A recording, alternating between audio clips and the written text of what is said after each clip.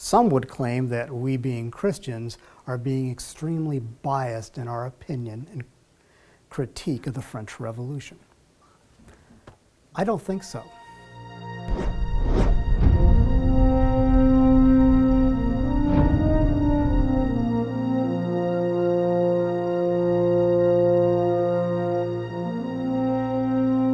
The inevitable result of such a societal disaster is actually quoted by St. Augustine, who says the people will seek an expedient savior, almost always a tyrant.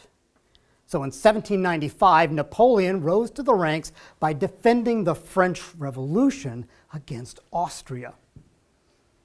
Brilliantly turning defeat into victory, he establishes a national reputation. And he rises through the ranks and establishes control in only 2 years.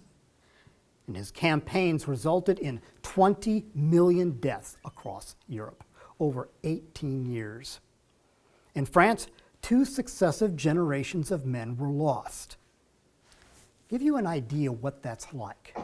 Next time you're at the mall, mentally exclude every man from age 20 to 60. And what you have left was France. Some historians say it's difficult to conclude whether France has recovered to this day. Interesting comment.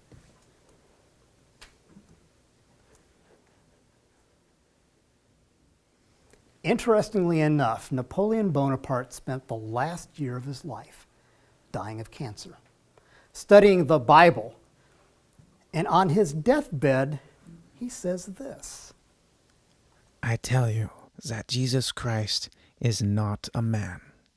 Superficial minds see a resemblance between Christ and the founders of empires and the gods of other religions. That resemblance does not exist. Alexander, Caesar, Charlemagne, and myself founded empires. But upon what foundation did we rest the creation of our genius? Upon force. But Jesus Christ founded his upon love. And at this hour, millions of men would die for him. Napoleon Bonaparte. Isn't that interesting? Some would claim that we, being Christians, are being extremely biased in our opinion and critique of the French Revolution. I don't think so. Ernest Renan is one of the great historians of the period of the mid-1800s. He is an agnostic. He says this. Remember, he's also French.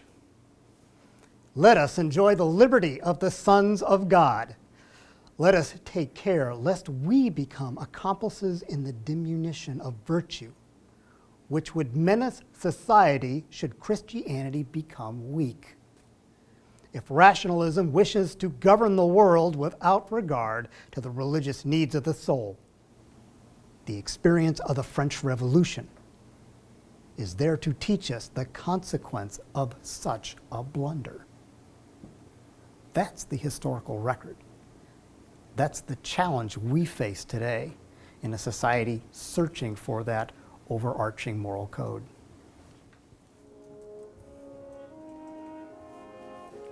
The point, biblical Christianity and its morality, its influence on a nation is not up for debate. The contrast between the humanist French Revolution and the Christian American Revolution, I think you would agree, is stark and undeniable.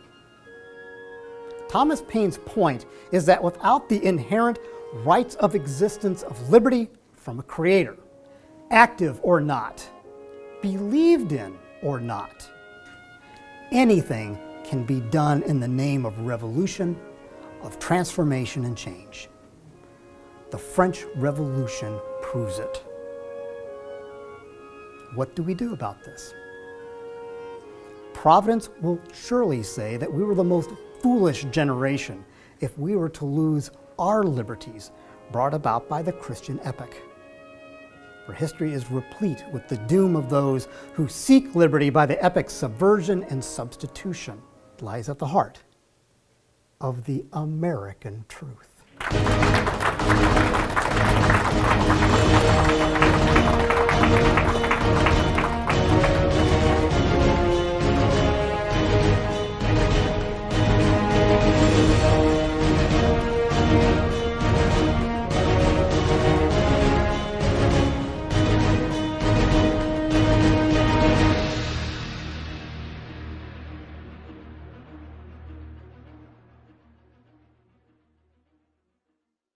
Next time on A Heritage Lost, the American Truth. Secular humanism, dominating government, inevitably culminates in despotic servitude. No lesson could be more clear than the French Revolution. And that observation galvanized our founding fathers to continue their course, one based upon the only enduring solution to tyranny in the history of mankind. But the emancipation of all men was not achieved with the founding of our country. For less than a century later, as Jefferson predicted, corrupt men would pit Americans against fellow Americans in their desire for the propensity of man to enslave his fellow man. And they in turn would light off a national conflagration that would try the very character of our founding fathers and repercussions for us that remain today. This is a story of America's epic struggle to determine whether it would continue the course of the emancipation for all of its citizens, or whether it would descend into the historic norm of tyranny. Join us next time for our episode of the Prelude to the Civil War. Join us for our Founders on Trial. Next time, right here, on A Heritage Lost, the American Truth.